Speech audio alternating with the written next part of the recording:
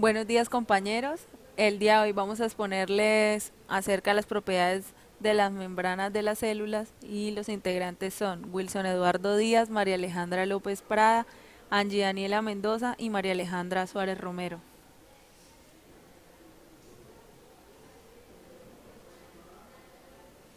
Como una primera parte, encontramos que la membrana celular está formada por una bicapa lipídica, aunque también una gran cantidad de moléculas proteicas. La bicapa lipídica no es miscible con el líquido intracelular e intracelular, por lo tanto funciona como una barrera y solo unas pocas sustancias pueden penetrarla y se difunden a través de la sustancia lipídica. Por otra parte, encontramos que las moléculas proteicas de la membrana tienen propiedades totalmente diferentes para el transporte de sustancias y actúan como proteínas transportadoras. De allí encontramos las proteínas de canal, que son espacios acuosos que permiten el movimiento libre de agua, así como de iones y de moléculas. Encontramos las proteínas transportadoras, las cuales se unen a las moléculas y a los iones que se van a transportar y después de que suceda un cambio conformacional se desplazan las sustancias hacia el otro lado de la membrana. El transporte a través de las membranas se lleva a cabo mediante dos procesos básicos.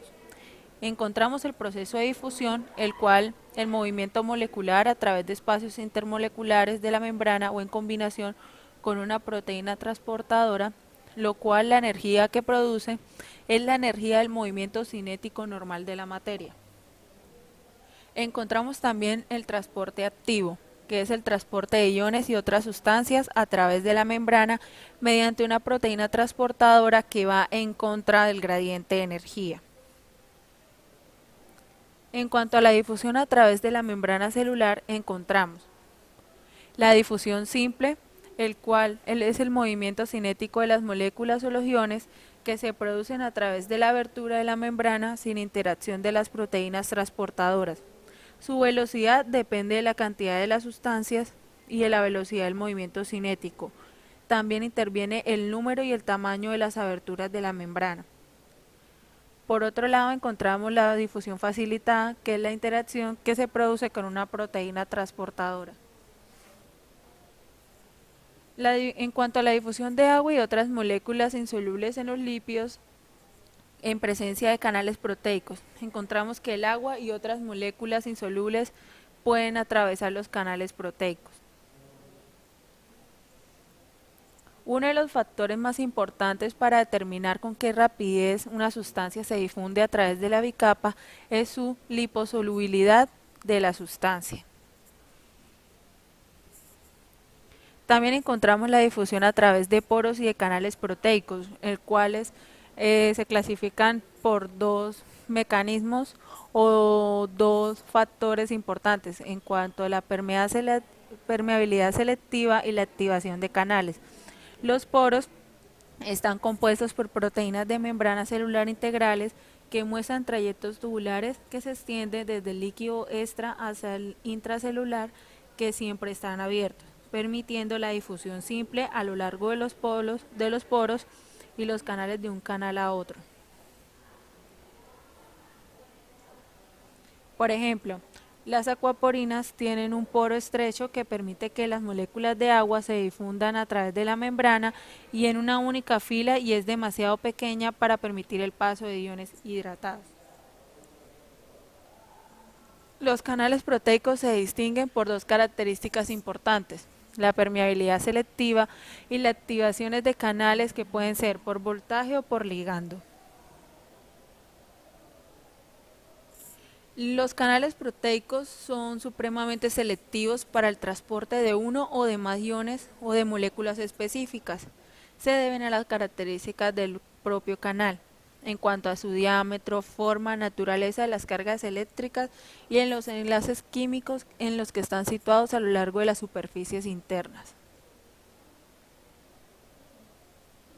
En cuanto a los canales de potasio, son los que permiten el paso de iones de potasio a través de la membrana celular 1000 veces mayor que para el paso de iones de sodio.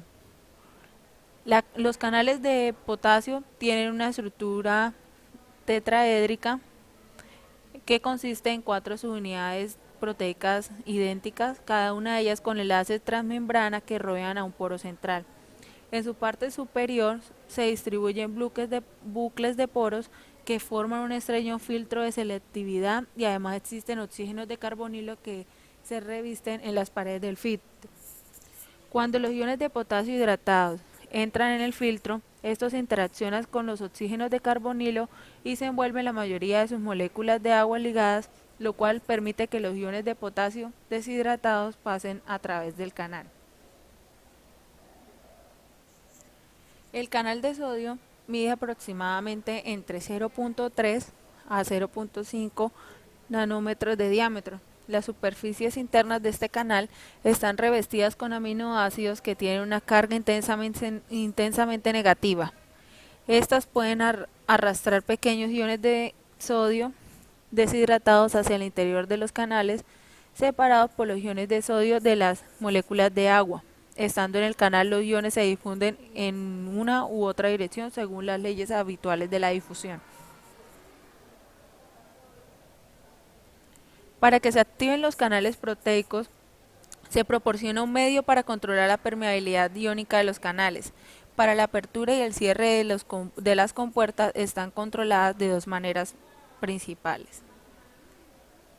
La activación por voltaje, que es la conformación molecular de los compuestos o de sus enlaces químicos que responden al potencial eléctrico que se establece a través de la membrana celular.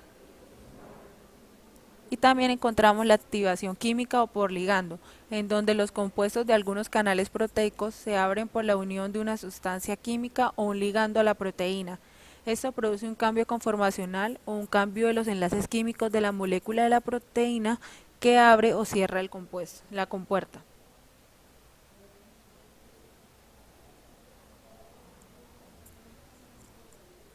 Ahora encontramos el método de pinzamiento de la membrana para el registro del flujo de las corrientes iónicas a través de los canales aislados. Encontramos que por una parte está la micropipeta en la parte externa de la membrana, lo cual va a ser una aspiración al interior de la membrana, lo cual va a crear un sello en los bordes de la pipeta y va a ser un parche en la membrana que esto nos va a registrar el flujo de la corriente eléctrica.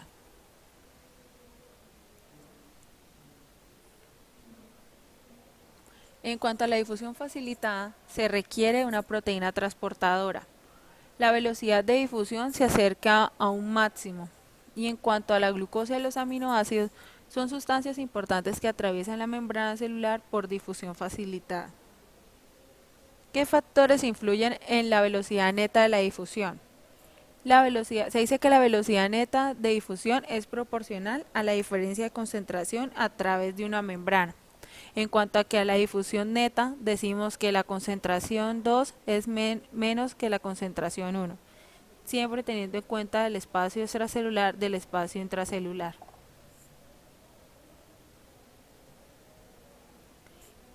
Cuando se habla de permeabilidad selectiva, se dice que es a causa del efecto del potencial eléctrico de la membrana sobre la difusión de iones. Aquí también se habla sobre el potencial de Nernst, que es en milivoltios se habla que más o menos de 61 milivoltios. ¿Qué es el potencial de acción? Es una despolarización transitoria de la membrana, de manera que el interior de la célula se hace positivo con respecto al exterior, que es negativo. ¿Cómo ocurre?